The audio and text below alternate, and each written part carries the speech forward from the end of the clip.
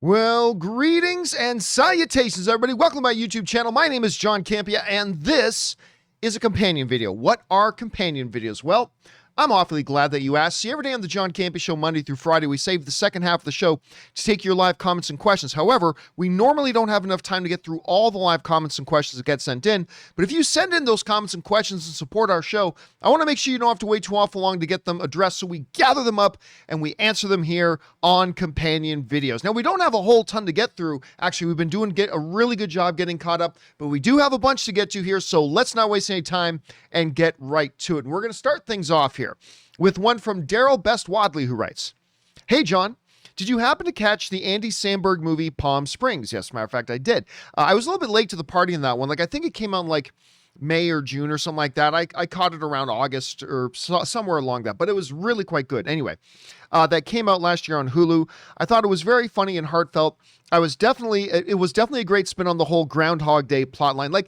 I will admit, that's probably one of the reasons I didn't jump at watching it, because when you saw the promo for it, you kind of got the understanding that's a little bit of a Groundhog Day ripoff, right? That may not be fair, but that is kind of how it came across. But I kept hearing from people how really, truly good it was and how much charm and personality it has. And I am a big Andy Samberg fan. So I went ahead and watched it. It's very, very good. Also, some names you wouldn't expect, like J.K. Simmons is in it. Superman, Tyler Hoechlin. I've never know how to pronounce his last name. Anyway, the new Superman for Superman and Lois is in it. So a bunch of people there, but yes, it is really quite good. And I'm glad you enjoyed it, man. All right. Next up, we've got, Spencer S, who writes, "If Anthony Mackie is telling the truth, this could be a case of Deadline finding out about Cap 4 before Marvel was ready to announce it and agreed to wait until after the finale to report. The report came out only a few hours after the finale aired." Yeah, so what he's referring to is, we talked about it on the John Campea Show the other day, that Anthony Mackie, because you guys remember, after the finale aired for Falcon Winter Soldier, the news came out that they were planning and already developing a Captain America 4 that would assumedly star Anthony Mackie as the new Captain America. But in an interview, Anthony Mackie said he never knew. He said he literally found out about it by hearing it in the news. And we kind of debated, okay, is he just playing coy? Is he being serious? And you're right, it's possible. Now, you bring up an interesting point here, Spencer, because a lot of the times, we'll say, oh, the studio announced this or this. A lot of the times the studio didn't announce anything. A lot of the times these major news outlets who have real inside sources, they break a story before a studio was ready to have it announced. Now, they'll also play ball with the studios. Sometimes they'll get a hold of a studio and say, look, just so you know, we have confirmed this information about one of your projects. And the studio may say to them, all right, can you at least do us a favor and not report it until such and such a time? And then the outlet may respect that, or they may not, and run with it. But you could be I'm going to suspect you're probably right here, Spencer. I'm going to suspect that maybe Deadline got their information, verified it, probably talked to Disney about it, and Disney said, would you at least do us the favor of waiting until the finale's done? And I wouldn't be surprised if you were right about that. All right, next up, Ryan Lohner writes, "One tidbit about Anthony Hopkins' Oscar for The Father that I haven't seen anyone bring up. Frank Langella also won a Tony for the same role." I heard about this. Also won a Tony playing the exact same role in the stage play. Not sure how many times that's happened, but it really stuck out to me. That's a really good question, Ryan.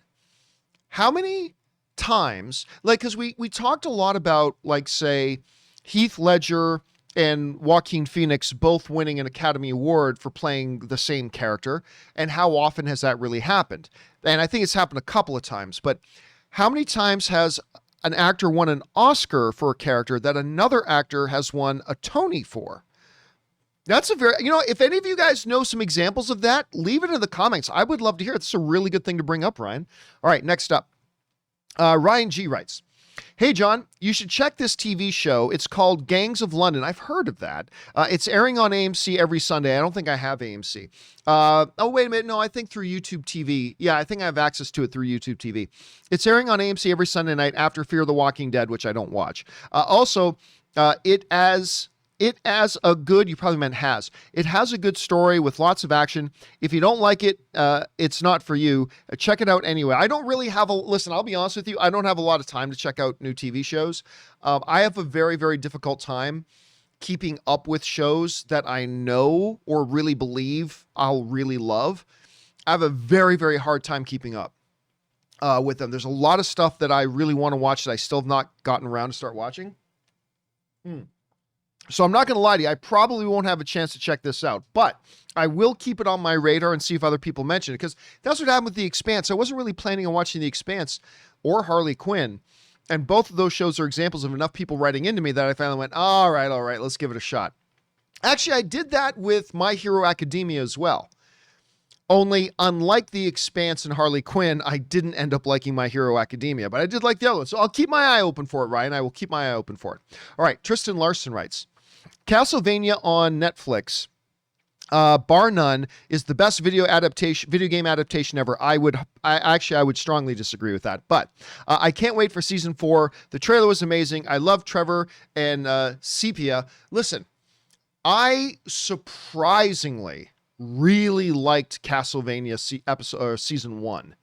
I think it was only like 4 episodes. Wasn't it just like 4 episodes? Actually, I did a review on it on my YouTube channel. If you can go look up Castlevania review, John Campea, you should be able to find it. And I surprisingly liked it.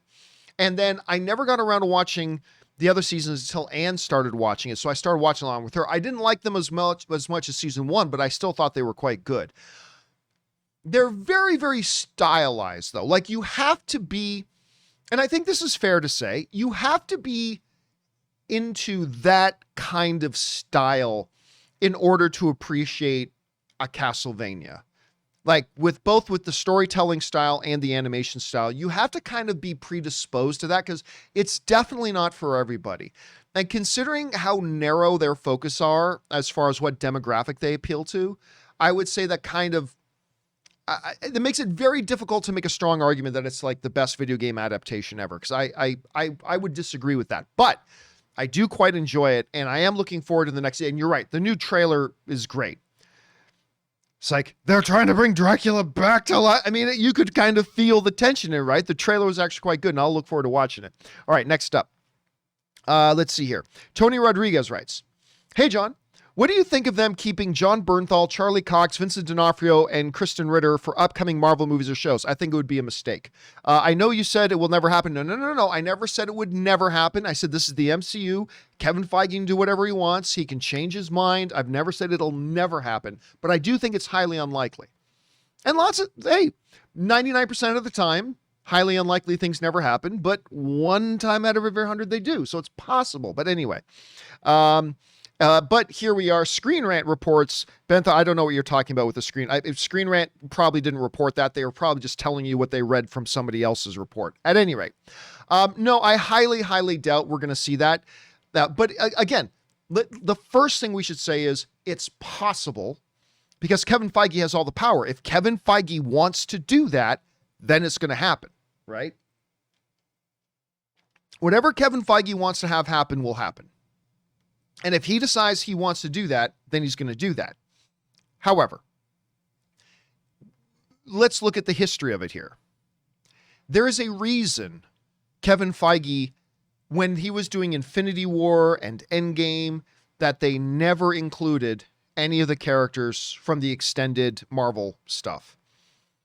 And I call it extended because Kevin Feige never acknowledged as being in the MCU any of the stuff that was on Netflix.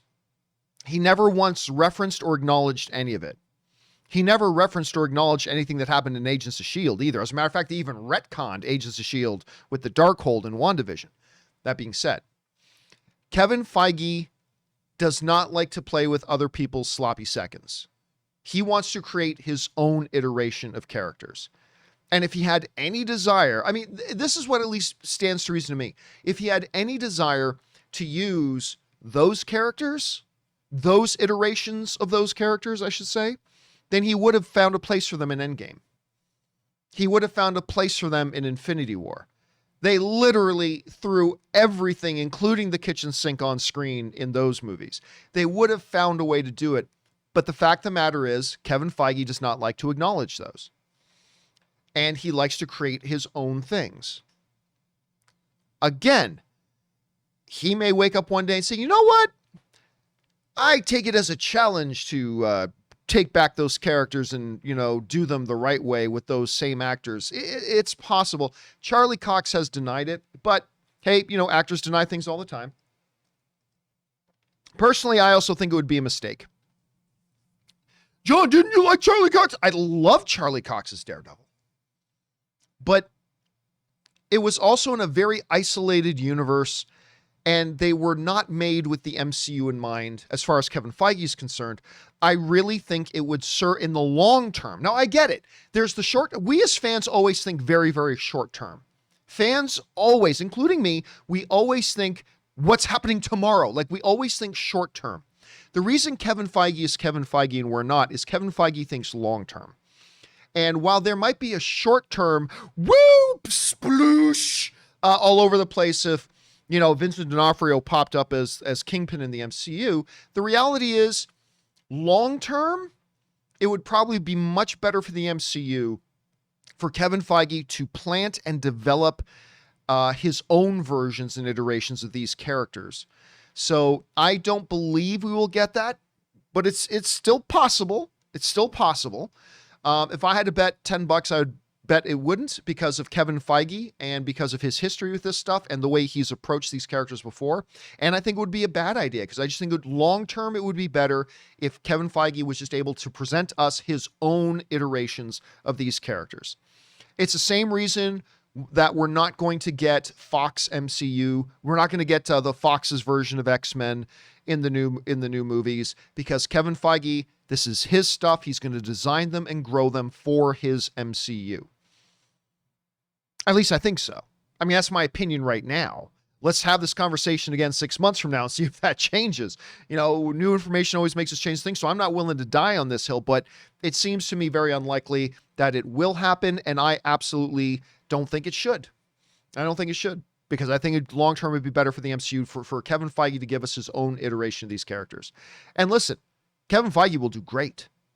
Kevin Feige would give us a new Daredevil and would give us a new Luke Cage and can give us a new Jessica Jones and they'll be fantastic, because that's what he does. But we'll see. We'll see. The future is yet to be seen. So we'll see how that goes. All right, next up. Ms. Liz writes, hey John, I thought you might have really appreciated that the Oscars had the best song performed during the pre-show. Did you happen to catch the Husavik performance from the movie Eurovision? I had no interest in seeing the movie because it looked ridiculous, and it is. I actually got a bit of a kick out of the movie. I'm going to admit, I got a bit of a kick out of it. But I thought the song and the live performance were incredible. I think having the best songs performed during a pre-show is a great idea for the future. I skimmed over a bunch of the Oscars, but I didn't watch the whole thing, including pre-show and all the other kind of stuff. I skimmed over about 40 minutes of the Oscars. Is about as much as I could stomach. They should not have had the Oscars this year, and I was proven right. At any rate, I love that idea. I've said for a long time that they should not perform the best song nominees on the Oscars. Because, listen, you could tell what is most important to you by what you spend most of your time on. That's one of the things they tell parents all the time. I'm not a parent, but they tell parents all that. That's how your child knows that they're important to you, is that you give them your time. What is more important? One song in a movie that maybe plays for a minute, 1 minute of the movie, maybe minute 30 of the movie, maybe 2 minutes of the movie, or the director who spent 2 years orchestrating and guiding the entire film. Yet at the Oscars, traditionally, the best song nominees have gotten 8 times the amount of screen time as the best director nominees get. It's ridiculous, because that is saying best song is more important than best director, which of course is ludicrous. And the Oscars are too long, right? We're always talking about the Oscars need to find a way to tighten the show up, tighten it up, right? And one of the easiest ways to take a good chunk of time out is to either A, get rid of the best the performances of I'm not saying they should take away the best song category, but get rid of the performances, the full performances, the best song category, or reduce it down to a 2.5 minute montage of all the songs in like some kind of really quick little piece or something like that. But there's just no way that the least important award of the night should get 8 times the screen time that best actor does, or best director, or best actress, or best screenplay. Like, it's just utterly ridiculous. So the idea of having the songs performed pre-show and then just have the, nominees announced during the show, I love that idea. I think that's great. I hope they do that moving forward, Liz. All right, thanks for writing that in. Next up, Invincible finale, OMFG. I'm speechless. This show has been the most pleasant surprise of the year. It's been a huge pleasant surprise. I have loved Invincible. I would even say it's better than Falcon and Winter Soldier. I don't think so. I don't think it's better than Falcon and Winter Soldier, but it's fantastic. It is great. Winter Soldier after that finale. Holy effing shit. What an amazing story, and maybe the best animated show finale. Can't wait for season 2. Yeah, listen, if you guys have been watching my show, I have adored, partially because it really surprised me. I'll be honest with you, it looked like garbage. Like when I saw previews for it, I thought, well, that looks cheap animation, looks really low budget, and not much interest. Seemed just another superhero kind of knockoff, whatever. I understand there was the graphic novels already exist for a while, and then I watched it and I'm like, wow, it thoroughly impressed me. I really, really, again, I don't think it's as good as Falcon and the Winter Soldier, not at all, but I did think it was really quite good. The finale was fantastic, and I cannot wait. I cannot wait for season 2 now that they've officially greenlit season 2 and season 3. All right, James Germain writes, "Hey, John, as a fan of the comics, that last episode of Invincible, man, so good. And that line, what will you have in 500 years? And he simply answers, you, Dad, I'd still have you. Man, I'm so glad they kept that from the comics. When I read it, it just hit me pitter patter." Yeah, look, I'll admit, I've never read the comics. I have heard from people who have that the show has taken a number of liberties from the comics, but they've tried to stick to the main gist. But again, I can't speak to that firsthand because I haven't seen it. But that was a powerful moment in the finale. I mean, overall, the finale was great.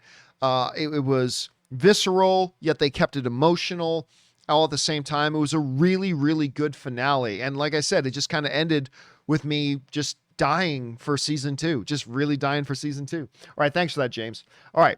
Next up, we've got Greg Scott Bailey, who writes, I watched Goonies tonight. It's been a while since I've watched Goonies. Been so long, and it's just as good as ever.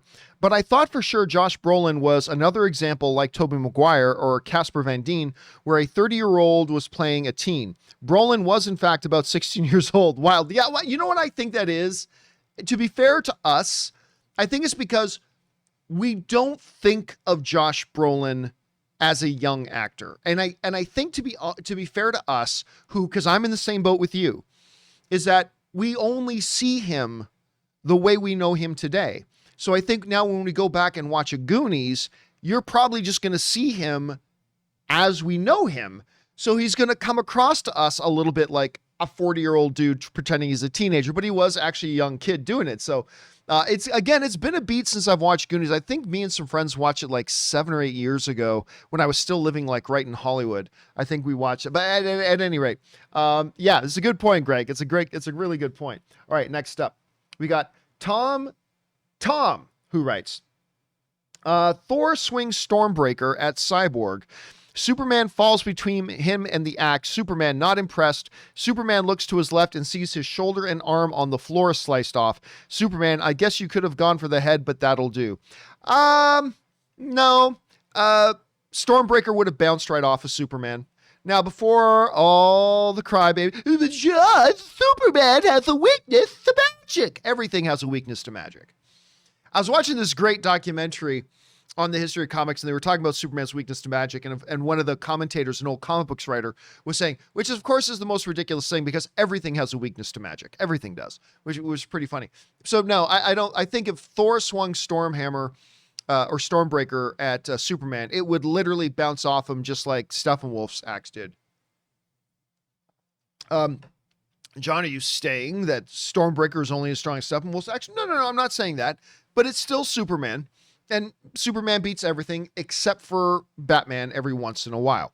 But even then, he wins most of the time. So yes, I will stick with that. Anyway, Tom also writes, have you ever listened to the all-time great band Oasis? Oh, when I was younger, sure. They're a UK probably meant Hall of Fame band who made songs like Wonderwall, Don't Look Back in Anger, Live Forever, Supersonic, to name a few. Definitely worth a listen. The Gallagher brothers are great. I mean, I think everybody knows what Oasis is. Yeah, I mean, Oasis was very popular when I was younger. And look, I'm not going to lie, I was never the biggest Oasis fan, but yeah, they definitely had a lot of great tracks. All right, next up, Clay Woodley writes, John, like you, I love the first A Quiet Place, and I'm really excited for part 2. Like, A Quiet Place was my #1 movie of the year it came out.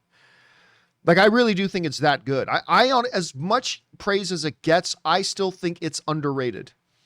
I think, I mean, I know everybody likes it, but I think even the people who like it don't fully appreciate, like, truly what a masterpiece in filmmaking that movie is. Anyway, whatever. I'm really excited for part 2, but it is scheduled to be released on May 28th, and we have not gotten a new trailer for it yet. Do you think we'll get a new trailer soon? I think everybody worries about trailers way too much. I really do. Listen, I honestly do not care about when trailers come out. But let me look up something here quick. Quiet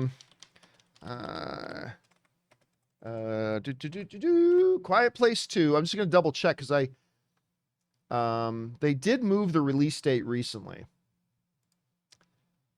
So, yeah, it is still scheduled for May 28th. Is more trailers necessary for A Quiet Place 2? I honestly don't know that it is. Now, it'll come out. They'll probably in the next 3 or 4 weeks. I don't even think they need to make new trailers. I think they just need to do a new push of pushing the older trailers. The original trailers they put out for A Quiet Place were fantastic. But at the end of the day, they are manipulated pieces of corporate marketing. That's what trailers are. Even my favorite trailers, even as a guy who made a documentary about movie trailers. So I never usually care. Like when a new trailer drops, yeah, I get excited about it. Ask me if I lose any sleep about when a trailer comes. I really don't care. You tell me tomorrow morning, hey, John, new trailer for Matt Reeves' Batman is out. Okay, I'll be super excited. But ask me, John, are you excited about when we'll hear about a new trailer? No, don't care. It's a manipulated piece of corporate marketing. I'll get hyped and excited when it comes and I watch it, sure, but I'm not going to lose any sleep about when it comes. So, yeah, I don't know, and frankly, I don't care. I'm super excited for this movie, but I really don't care when they give me another commercial. And everybody forgets about that. Like, at the end of the day, trailers, it's a commercial. I don't get excited about when are they going to put out a new commercial. You know, when it comes, I'll be excited. But until then, I personally don't lose any sleep over it. And I really don't worry about it. So, yeah, that's just me. So, but I would guess sometime in the next 3 weeks. That would be my guess. My guess would be sometime in the next 3 weeks. But I am dying to see this movie, man. Because like I said, that first one was my favorite film of the year when it came out. All right, Suthius writes, I was looking at the MCU slate and realized that after Endgame, Hawkeye will be the first show or movie to have one of the main heroes who was not snapped. That's an interesting point. Who was not snapped and lived through the blip. It'll be interesting to see MCU post-blip from his perspective on life. You know, I'll be honest with you, Suthius, I don't think that's going to be a major thing. But I hadn't even thought about it. Because obviously, Vision was dead. He didn't get snapped. He was dead. Wanda was snapped. Falcon was snapped. Bucky was snapped. That's a good point. Loki was dead. Yeah, Loki was dead, so he wasn't snapped. But he was dead, so we won't know his perspective from that point of time, really. Yeah, so we don't know if She-Hulk was snapped or not. We don't know if Ms. Marvel was snapped or not. We don't know if Moon Knight was snapped or not. That's a really good question. I guess Armor Wars with Rhodey, with War Machine, he wasn't snapped out of existence, so that'll be but you're right. Hawkeye will be the first one. I don't think it'll be a big deal, but it is interesting when you think about it. Well brought up, Suthius. All right, next up. We've got Paul Pascal writes, I just saw Invincible finale and wow, I don't usually get emotional for this type of animation, but I was all the way in, edge of my seat. My heart felt every emotion and detail in that scene. You know what I'm talking about. True. Yeah. They did a great job. Now, I'm not going to overhype it and pretend like it was the episode of the year. Like, I'm not going to pretend it was Falcon and Winter Soldier episode 4 or anything like that, but it was a solid ending. They did a few things a little bit over the top, but you know what? It didn't matter. The ending was incredibly solid to an incredibly solid season. I wasn't expecting much out of this show, but it delivered much. It over-delivered. And left me, Paul, just completely aching to see season 2. I mean, it just sucks now. I don't know how long we're going to have to wait. They just greenlit season 2, so I have no idea how long we're going to have to wait for it. Too long.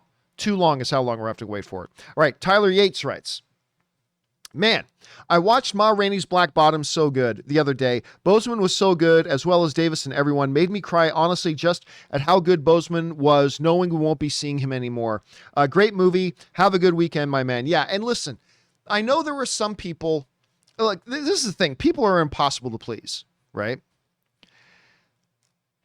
Let's be straight here. Chadwick Boseman got nominated for Best Actor because he deserved a nomination for Best Actor. I remember when it was first kind of being talked about that he would get a nomination for Best Actor, there were a lot of people like, oh, he wouldn't have got the nomination if he hadn't died. Oh, they're only giving him the nomination because he died. I'm sorry, no. Whether he was alive or not, he was going to get that nomination. He's just that good in it. But it's funny because you get a bunch of people like, oh, he wouldn't have got the nomination if he didn't die. But then when he didn't win, a lot of people saying it's outrageous that he didn't win. It's like, no, Anthony Hopkins' performance was actually just a little bit better. And there is no shame in losing an Oscar to one of the all-time greats in Sir Anthony Hopkins, collecting his second Academy Award. There's no shame in that. But listen, when you're talking about Riz Ahmed, Gary Oldman, Chadwick Boseman, Anthony Hopkins. When you look at that list of the actors who were nominated, any one of them could have won, and I would have been fine with it. But if you had asked me, which one of these performances would you say is the best? And I've said this on the show, Anthony Hopkins' performance was probably the best. It may have been the best performance of his career in The Father. He's just getting better. Because I thought maybe his performance in The Two Popes might have been his best performance. And then I saw this and I thought it was even better. At any rate, it's just funny. Some people saying, oh, he only got a nomination because he died. And then a bunch of people saying, oh, he absolutely should have won. And by the way, him not winning dispels that stupid 10-year-old myth that it's still out there. There's still some people today says, Heath Ledger only won the Academy Award because he died. Really? Because Chadwick Boseman didn't? So you see, no, they're not going to hand out an Oscar just because somebody died. Heath Ledger won that Oscar because he earned it. Chadwick Boseman got nominated for Best Lead Actor because he earned it. And Anthony Hopkins won because he earned it. But anyway, it's just kind of funny the way we as fans are sometimes. Anyway, but yes, Ma Rainey was incredible. Okay, next up. Let's see. We're at Edorado Giovanni writes, loved episode 8 of Invincible. A lot of people writing in about that. I'm a year younger than Mark, 16, and lost my dad 2 years ago. Oh, I'm so sorry to hear that, man. The mountain scene made me cry tears of sadness, but happiness too. I truly love this show and can't wait to see what's to come. Thanks, Gio, for everything. Part 2. My grandfather's name was Giovanni. That's who I'm named after, is my grandfather, who was Giovanni as well. So for those of you who didn't know, my real name's Giovanni. Anyway. You remind me of him so much, bringing a beautiful and bright light into this world. Thank you for helping me get through this shit show of the past couple of years. You made me love life once again. Thanks. Oh, thanks so much, man. Listen, it's always appreciated when somebody wants to write stuff like that in. And it is great that the power of not only, on-screen movie or storytelling, like movies and TV, how powerful it is, but how powerful being a part of a community of fans that love these things can also be. And I know I benefit from it a lot. It's good to hear that you benefit from it a lot. And I'm glad that the show had that kind of impact on you. And yeah, thanks, man. I appreciate you writing that in very, very much, dude. Thank you for that. All right, next up, Mr. Laura writes, "Hey, John. Years ago, my wife and I saw Midnight in Paris, part of the Paris thing. Recently, she told me that movie profoundly changed her life outlook to stop thinking of the past was the golden era and appreciate the present. Is there a movie that changed you or your views? Thanks." Many. Listen, one of the things that I always talk about when we talk about movies and why I think movies are so important is that movies aren't just sometimes they are. Sometimes they're just escape and entertainment and whatever. But really good movies, they show us the world the way we hope it could be, the way we fear it could be. It shows us and reflects back to us our own hopes, fears, aspirations, anxieties, everything about life. It is art, right? And every good movie, really good movies, should in their own way make us look or help challenge us in how the way we see the world and how we look at life. Some do it very overtly, some do it very subtly, but every great movie should do something that at least makes you look at yourself or your world or the larger world around you and challenge the way you see it. Maybe in a funny way, maybe in a horrifying way, maybe in a very contemplative way, but whatever. So yeah, to me, actually, many. Look, I'll give you a silly example. Okay? Well, first I'll give you a very serious example. A very serious example of that to me would be the documentary Won't You Be My Neighbor about Mr. Rogers. That movie shook me to my core. That little silly documentary shook me to my core.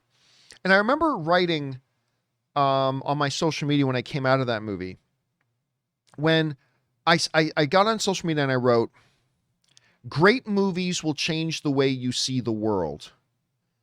Outstanding movies will change the way you see yourself."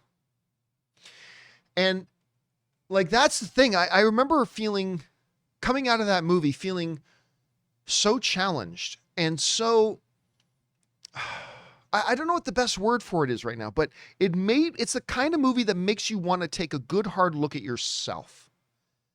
And I loved it for that. Now that's a real serious one. But here's an example too of just like something that even on its surface just looks like light, fluffy entertainment, but can really profoundly affect you. The animated movie Moana, right? I remember the first time I watched Moana, and just hearing the song by itself doesn't have the same impact. You got to see the movie and understand the character and who's singing it and all that kind of stuff. But when they get to the point in the movie when they sing that main song, I can't remember what the name of the song is. No one knows how far it goes. You know that one?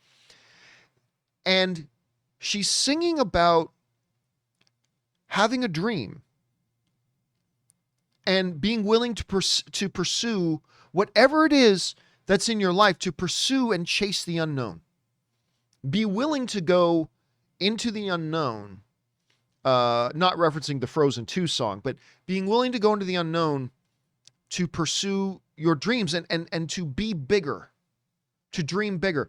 And there's a part in that thing where I remember the first time I saw Moana, I didn't cry, but I got teared up a little bit when she sings this line that has always stuck with me in a silly little animated movie, where she sings, "There's a line where the sky meets the sea, it calls me." There's a line where the sky meets the sea and it calls me.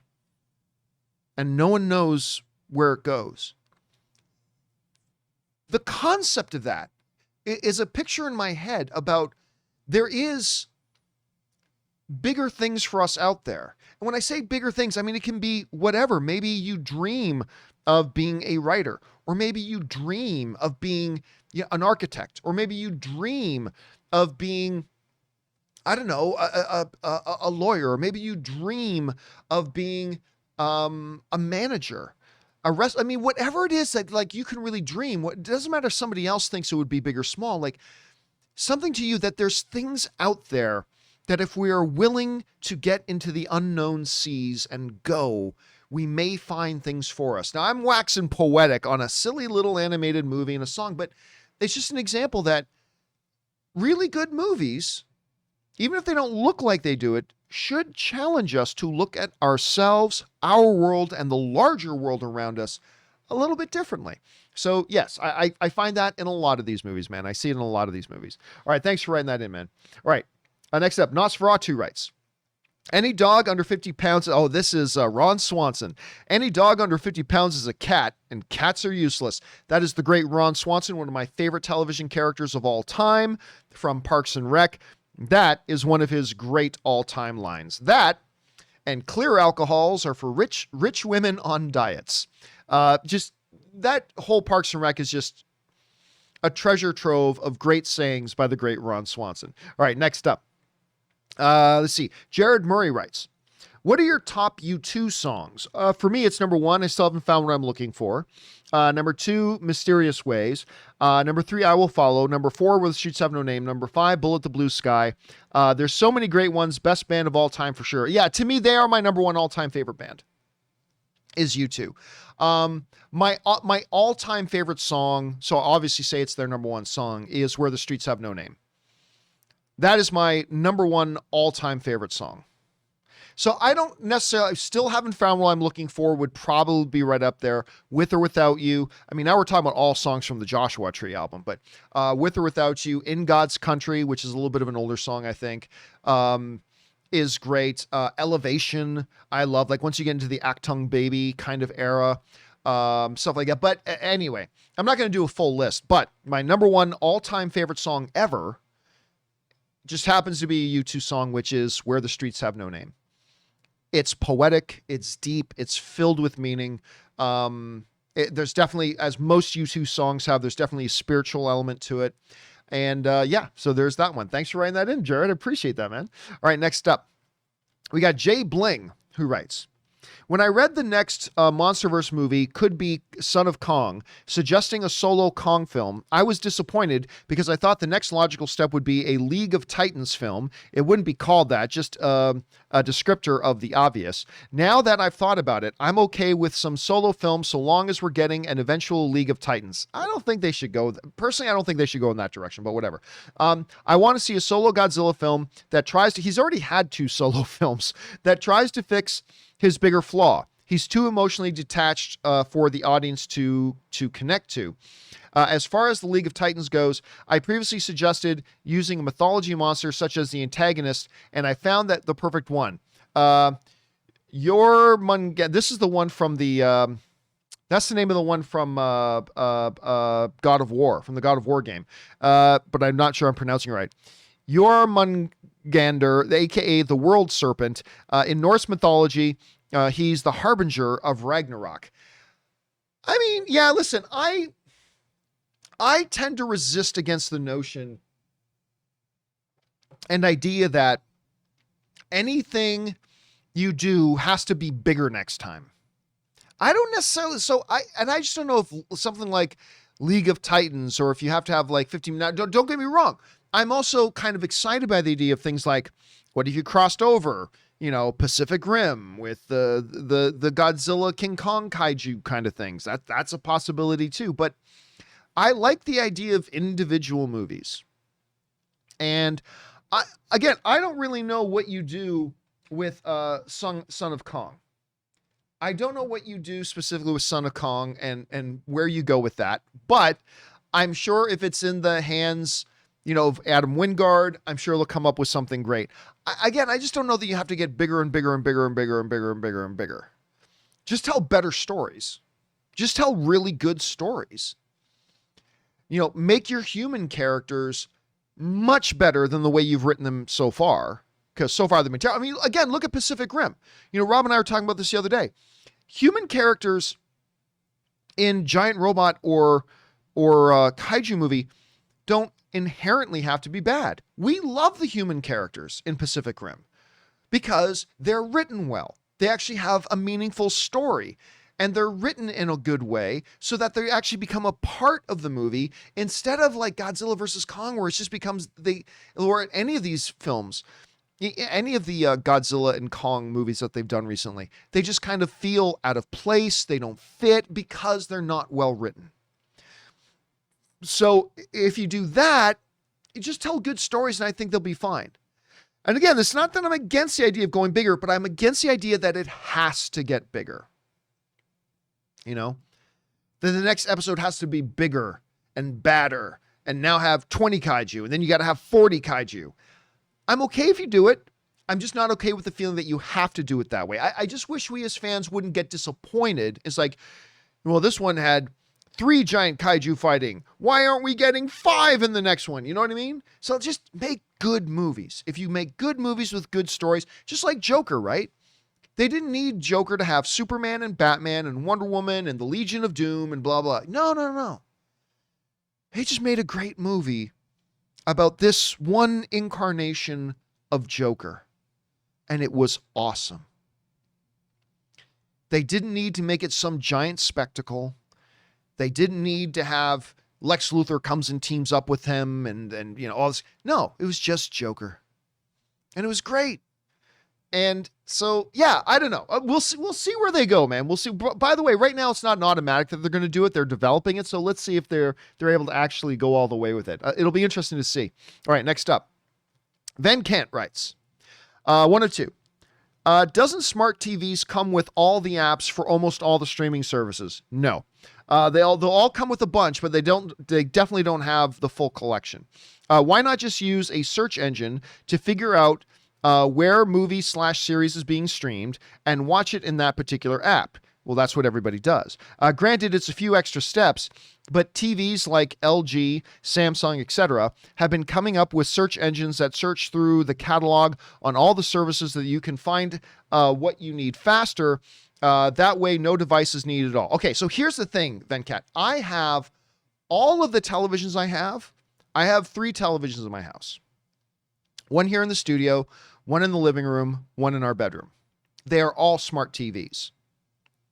And I still attach an individual stream player to it because they are infinitely better. They all have a much wider selection of apps. Like I've got like 30 or 40 channels on my Roku. I got like 30 or 40 different channels on my Roku. So yeah, you get your Disney Pluses and your Netflix and your Amazon Primes and things like that. But there's a lot of crap I like to watch, different types of streaming services I like to watch. And you just don't get that kind of selection on a lot of the built-in smart TV functions on a lot of these TVs. Unless you're talking about a TV that has a built-in Roku TV. Like my bedroom TV has a built-in Roku. It's built right in. But like my main living room TV, which I believe is a Samsung, it's a 75-inch TV, hangs in my living room. It's got its own built-in smart TV functions. And yes, it has Netflix. And yes, it has most of the big ones, not all of them, but it's got most of the big ones. But it's also clunky. It doesn't work nearly as smoothly or as flawlessly. It's not as immersive as an experience as, like, say, a true Google TV Chromecast, which I have in my living room, or like a true fully fledged out Roku, which is what I have in my bedroom.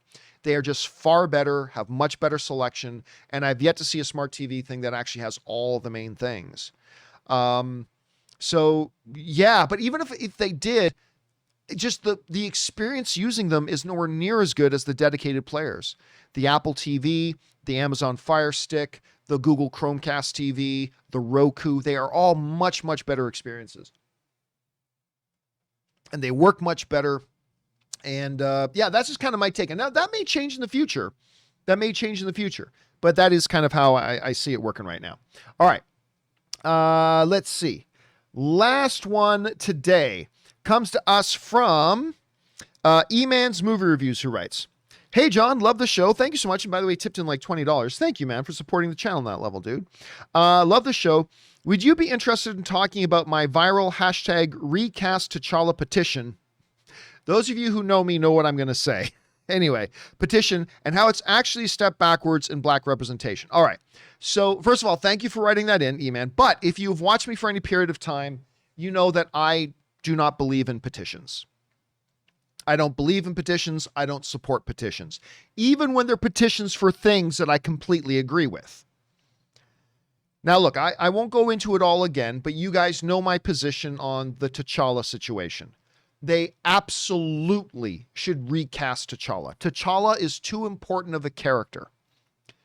Like, when this is a true story, going back when a bus driver of a route, and this is a true story that I remember from living back in Hamilton, Ontario, Canada, the HSR, the Hamilton Street Railway, that's the bus system in Hamilton.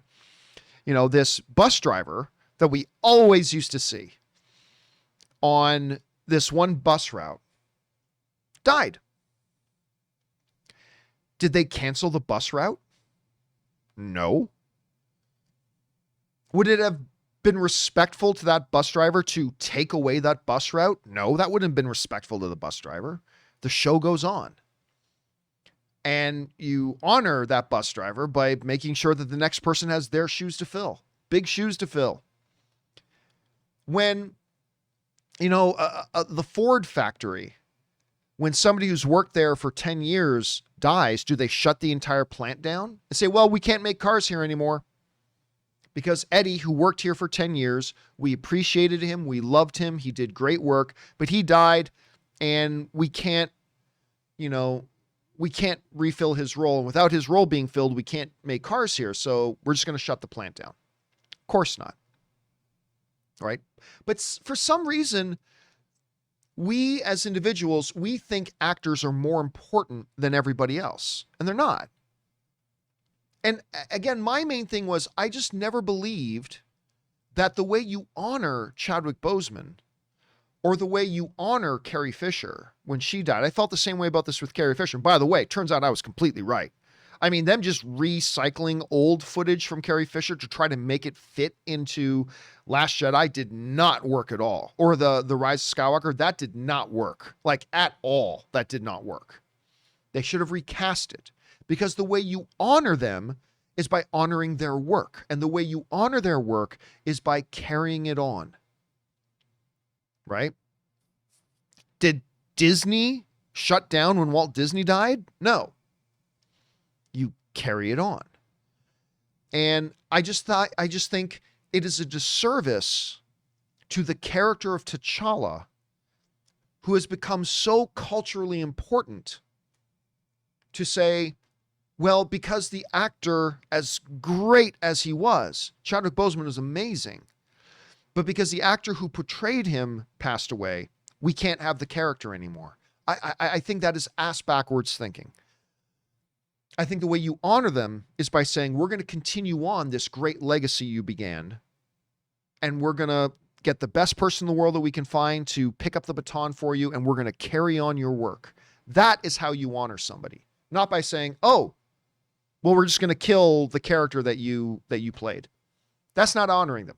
Now, that being said, I've also always said that I am not upset that Marvel has decided not to recast T'Challa, because I know they're doing it from a good place in their heart. I disagree with them, but I know their motivation is right. And so it's like, look, they'll do, Ryan Coogler and Kevin Feige will come up with something great and it'll be wonderful. And they'll do it in a very respectful way and all that kind of stuff. I just disagree that that's the right way to go about it, but I know their heart's in the right place, so I'm not upset. And I don't think any fan should be upset because their heart's in the right place. But I don't believe in petitions. So to be honest with you, while I wholeheartedly agree with your premise, I'm just not into petitions. I don't believe in doing petitions and stuff like that. I just think the studio should do what they think is best for them to do, and then we'll go from there. But that's just my take on that. Anyway. All right, guys, listen, there are still more to go, but now we are completely caught up on all the questions that have come in by the end of Friday's show, and we will pick up tomorrow on the John Campea Show with all the questions that have come in since. So, by the way, just a reminder, you guys, we did go a week starting the John Campea Show at 12 noon. We wanted to try that, and we tried it, and I put out a poll and asked if you guys prefer the 10 a.m. starting time or the 12 p.m. starting time, Los Angeles time, and by almost 3-1, over 2-1. You guys mostly said you guys like the 10 a.m. starting time. So tomorrow on the John Campea Show, we will be starting again at 10 a.m. Los Angeles time. We're going back to the regular starting time. Thank you guys for letting me experiment with the 12 p.m. start time. But I have listened to what you guys have said. You like it at 10. That's what we're going to do. Anyway, guys, that'll do it for this installment of the companion video. Thank you so much for being here. And thank you to all of you guys who sent in those comments and questions, because number one, you give us great fun things to talk about. But number two, you support this channel when you send them in, and all of us involved with the John Campea YouTube channel. Thank you guys very, very much for that support. Okay, guys, remember, do the 4 main things. Stay smart, stay safe, take care of yourselves, and please take care of the people around you. That'll do it for me for now, guys. My name's John Campea, and until next time, my friends, bye-bye.